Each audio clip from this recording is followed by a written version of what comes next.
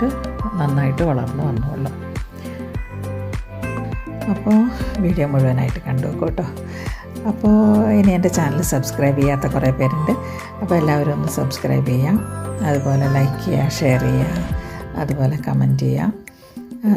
ഇനി മറ്റൊരു വീഡിയോയിൽ കാണുന്നവരെ നന്ദി, നമസ്കാരം.